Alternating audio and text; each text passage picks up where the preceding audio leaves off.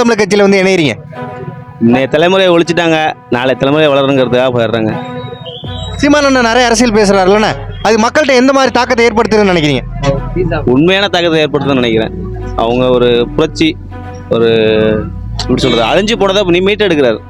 So அதனால் எனக்கு பிடிக்கும். இந்த காலையிலேருந்து உறுப்பினர் சேர்க்கை முகாம் நடத்திட்டு இருக்காங்கன்னா அதிகப்படியாக வந்து பள்ளி மாணவர்கள்லாம் வந்து இணைகிறாங்கல்ல, அந்த அளவுக்கு போய் இளைஞர்கள்ட்டையும் பள்ளி மாணவர்கிட்டையும் சீமானண்ணன் இளைஞரை சேர்ந்துட்டா பார்க்குறீங்களா?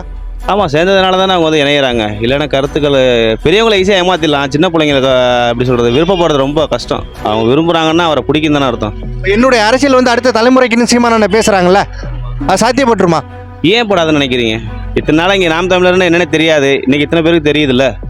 இப்போ வந்து எப்படி சொல்கிறது, வந்து ரீச் ஆகிருக்குன்னு தானே அர்த்தம். So like Seema. இப்போ நீங்கள் மட்டும் தான் இணைய போகிறீங்களாண்ணா, இல்லை நிறைய பேர் இணைக்க போகிறீங்களா? அதுக்கப்புறம் என்னோட உரிமை, நான் இணையிறேன். யாரையும் நான் நிர்பந்தப்படுத்தலை, தானாகவே வந்து இணைவாங்க.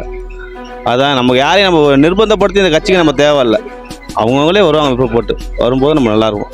நன்றிண்ணே. நன்றி நன்றி நன்றி நன்றி.